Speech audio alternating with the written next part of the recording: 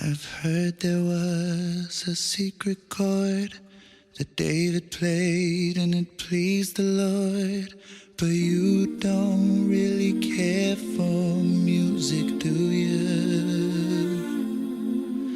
Well, it goes like this: the fourth, the fifth, the minor fall, the major lift, the baffled king composing hallelujah, hallelujah, hallelujah, hallelujah, hallelujah.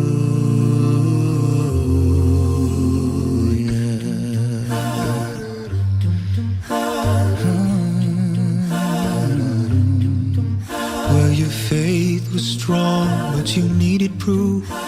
You saw her bathing on the roof, her beauty in the moonlight overthrew you.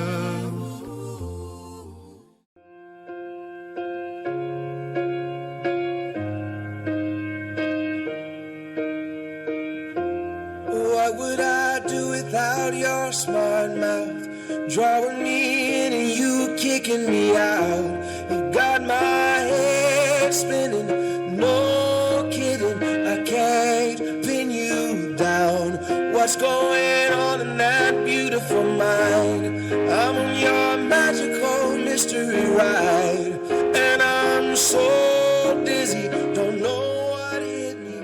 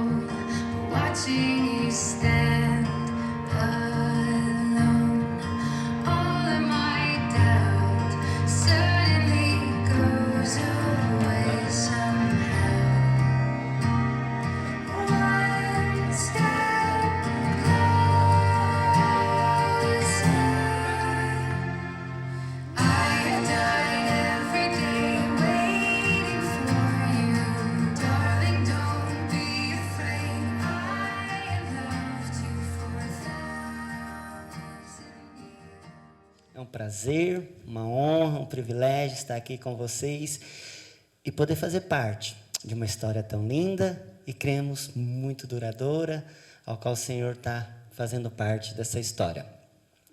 Eu gostaria de, antes de tudo, estar orando, agradecendo aquele que é o responsável, o maestro de tudo que está acontecendo nessa tarde, o realizador desse sonho. Feche seus olhos aí no seu lugar também, se puder também, vamos estar orando? Pai, nós te louvamos, te agradecemos, te honramos nessa tarde. Cremos que tudo parte do Senhor, cada sonho, cada projeto realizado faz parte do seu propósito. Agradecemos cada pessoa neste lugar, agradecemos por esse momento tão especial, que a tua graça, a tua bondade, a sua fidelidade, o teu favor seja derramada nessa cerimônia, em nome do Senhor Jesus. Amém e amém.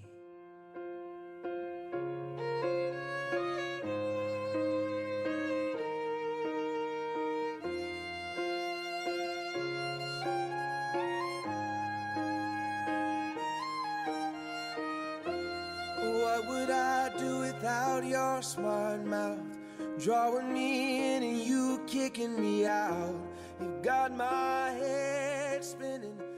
Queridos, então, damos início aqui no religioso e precisamos entender qual o propósito do casamento, da família, quais são os princípios e os valores ao qual o Senhor nos dá, tá bom? Quero começar com uma reflexão.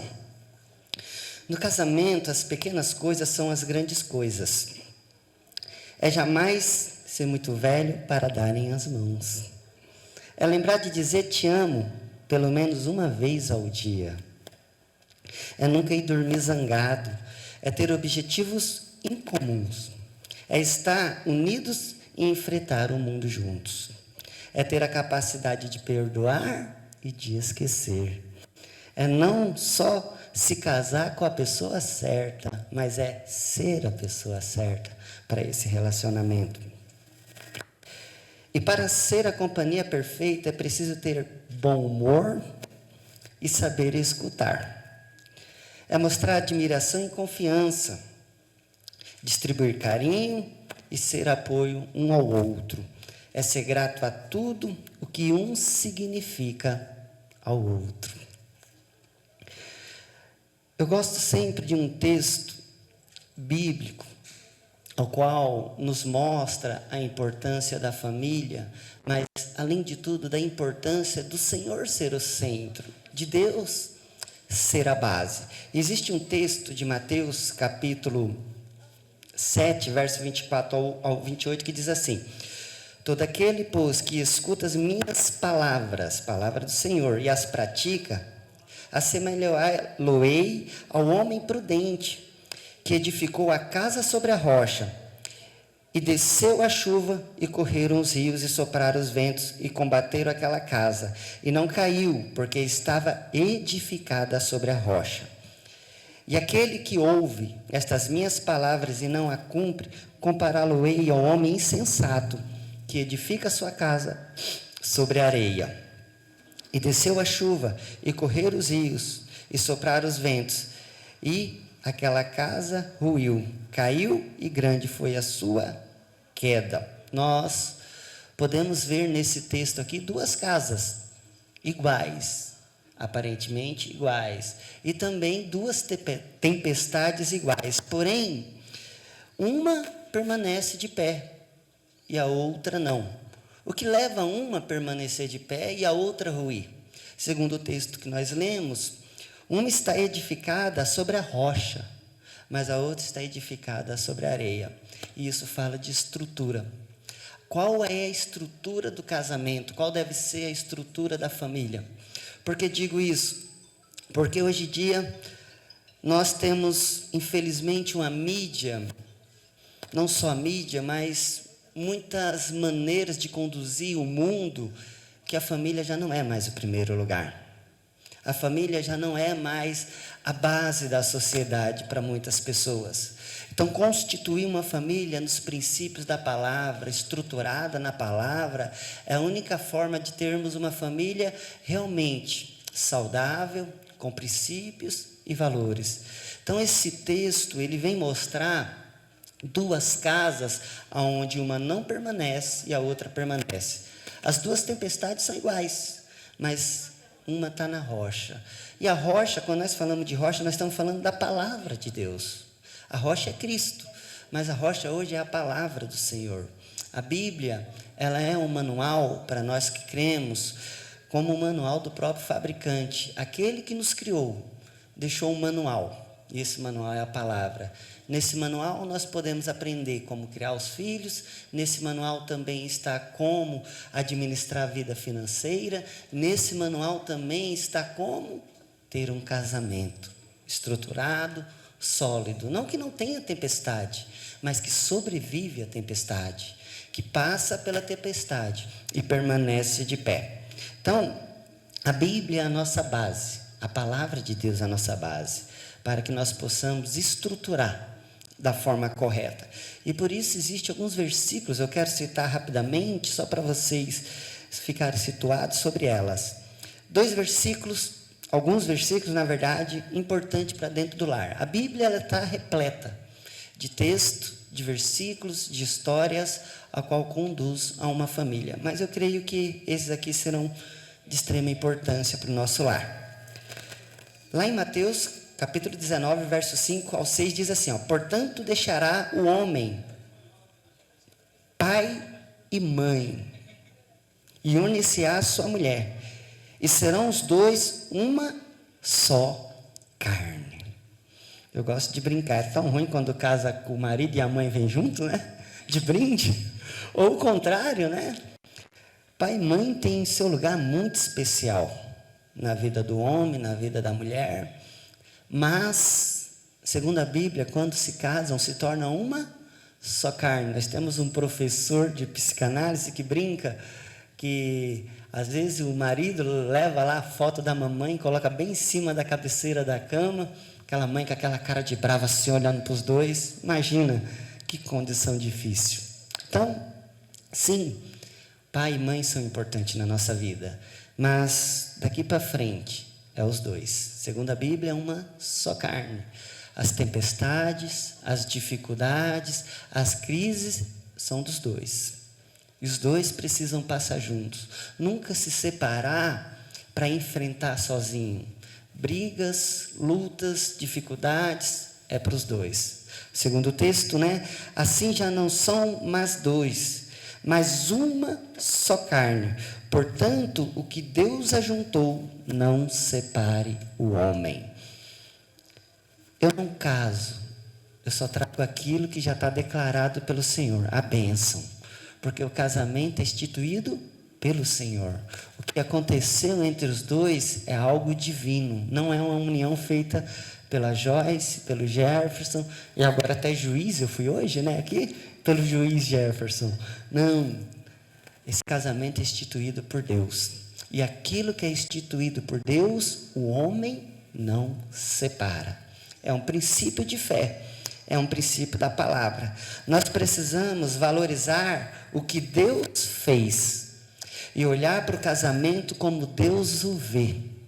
A família é importante para Deus. Muito importante. Por isso, nós zelamos, preservamos, lutamos pelos casamentos, porque sabemos do quanto isso importa para Deus. Foi Deus que criou o homem, foi Deus que criou a mulher, para que um apoiasse o outro, um completasse ao outro. E ainda continua, tem um texto de Efésios, capítulo 5, verso 22 a 28, que diz: vós mulheres, sujeitai-vos ao vosso marido, como ao Senhor.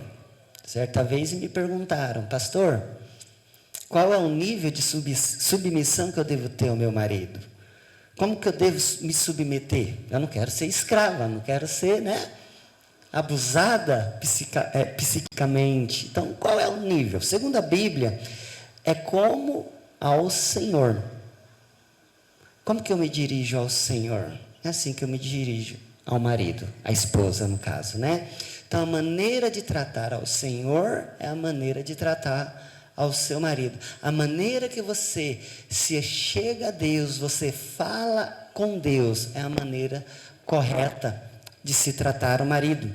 Porque o marido é o cabeça da mulher, como também Cristo é a cabeça da igreja, assim, ele próprio salvador do corpo. Vós, maridos, amais a vossas mulheres, ou a sua mulher, como também Cristo amou a igreja, e assim mesmo entregou-se por ela.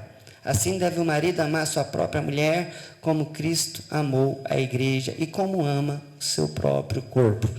Eu sempre digo, e creio nisso, que Deus ele trabalha com autoridades, com o princípio de autoridade. Porque um dia, todos nós chegaremos diante de Deus. E nesse dia, não vai ser a esposa que vai ser cobrada pelo casamento, mas sim o responsável pela casa. Ficou pesado agora, né?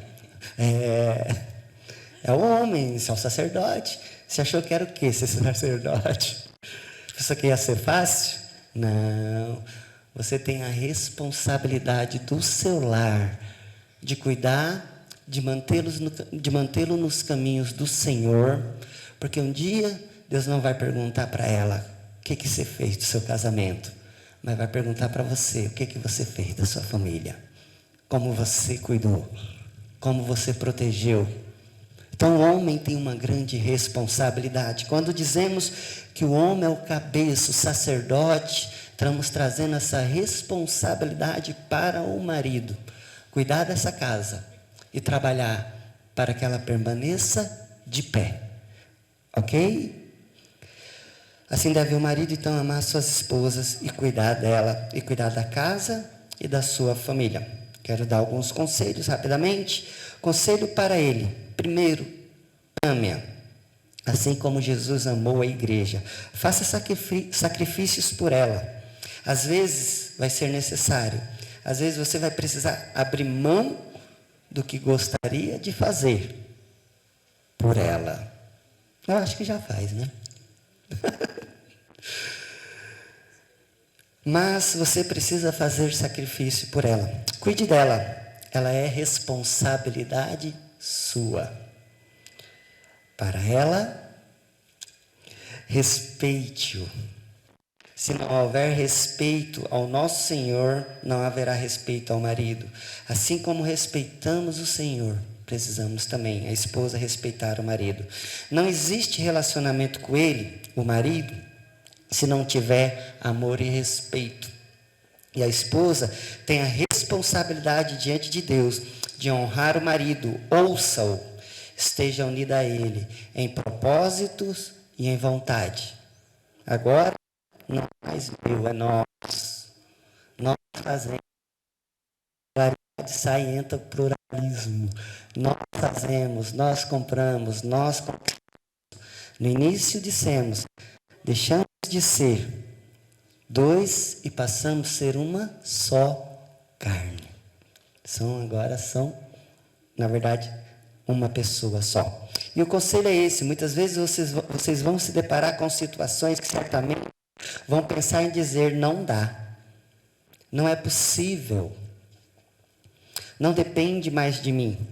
Ok, quando vocês chegarem no momento que não depende mais de você, não depende mais dele, creia que esse é o momento de depender do Senhor.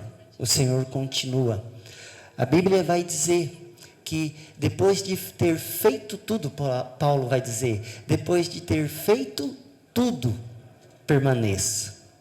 O linguajar popular eu já fiz de tudo, então acabou. Segundo a palavra, não. Eu já fiz de tudo, ainda precisa permanecer. Não existe o acabou na palavra do Senhor. Existe permanecer. Ok? Então o conselho é esse. Henrique, eu tenho uma pergunta muito importante para o Henrique. Henrique, como prova do seu amor e compromisso com a Ingrid, qual o penhor que você a entrega? Eu tenho a oferecer as alianças. Ok, que entre as alianças.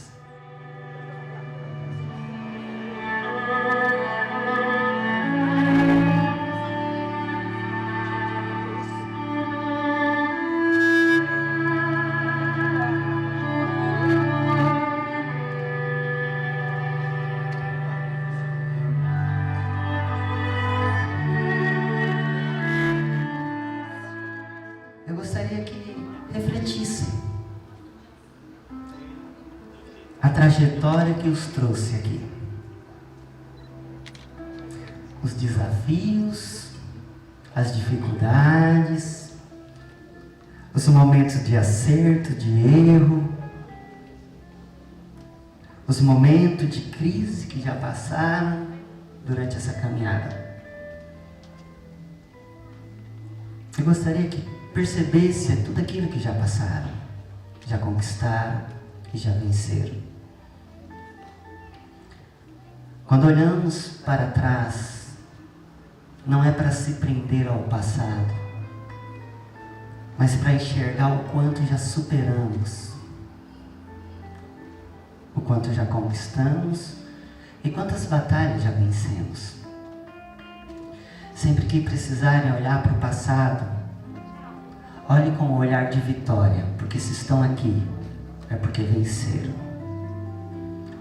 Mas olhar para o passado tem que ser rápido, porque o passado só serve para motivar e inspirar a olhar para frente, olhar para o futuro,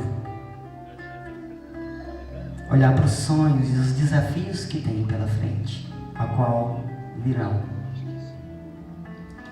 Eu não sei quais são os sonhos dos dois, mas vocês sabem. Sonhar é fundamental. Sonhar é combustível. E todo sonho é colocado por Deus no nosso coração. O primeiro a sonhar é Deus, e depois Ele coloca no nosso coração. Eu gostaria que sempre lembrasse, se puder olhar um para o outro agora, que você tem essa pessoa do seu lado, para te ajudar no teu sonho, para te apoiar, para te fortalecer, para te abraçar quando for preciso, e às vezes só para te ouvir. Lembre-se, foi o Senhor que uniu vocês com o propósito de juntos estabelecerem uma família e dar continuidade. Que o Senhor estabeleça todos os dias paz, alegria, força, unidade, e que vocês possam desfrutar desse presente que está à sua frente. Essa pessoa é um presente de Deus para você. É a pessoa certa a qual você precisava. Que o Senhor os abençoe. Usando esta aliança como símbolo de nossa união, eu me caso contigo, unindo o meu coração e a minha vida a você, para que nós dois sejamos um só, desse dia em diante, para os dias bons, para os dias maus, em riqueza ou em pobreza, para cuidar de você e te amar enquanto existir vida. Que esta aliança seja o símbolo puro do nosso amor.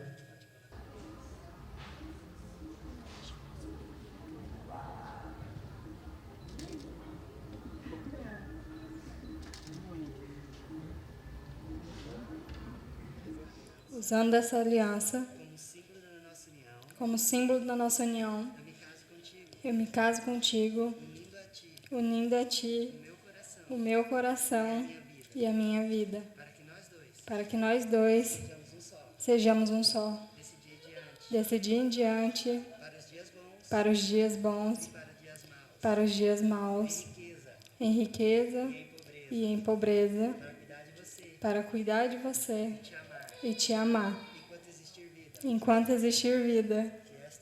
Que esta aliança seja o símbolo puro do nosso amor.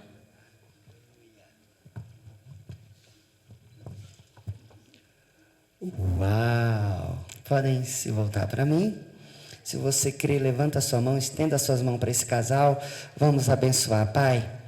A sua bênção está sobre ele. Estamos aqui para profetizar, para declarar e estabelecer aquilo que foi declarado no céu. Esta aliança, este relacionamento, casamento foi estabelecido pelo Senhor. Nós declaramos paz, alegria, unidade. Declaramos que o Espírito de amor todos os dias estará presente. E nos momentos de dificuldade, o Espírito de sabedoria estará dentro deste casamento, trazendo unidade, trazendo união, estabelecendo os seus valores e os teus princípios. Declaramos que em breve voltaremos para refortalecer, trazer de volta os novos passos desse casamento, de 10, de 15, de 20 e de 50 anos, porque cremos que é o Senhor que está estabelecendo, em nome de Jesus, amém. Dá uma salva de palmas para esses noivos lindos, pode sentar-se.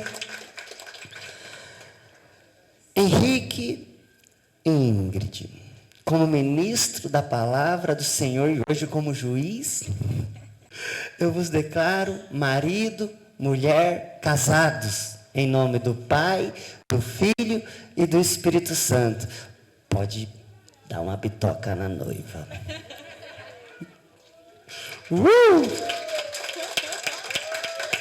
Calma, campeão, calma, campeão. Muito bem. Então, estamos estabelecidos diante do Senhor, civilmente, espiritualmente. Nossa vontade e desejo, como falei na oração, é voltar daqui 10 anos, daqui 20 anos, daqui a pouco voltar para fazer o de 50 anos, com os netos e bisnetos. Amém?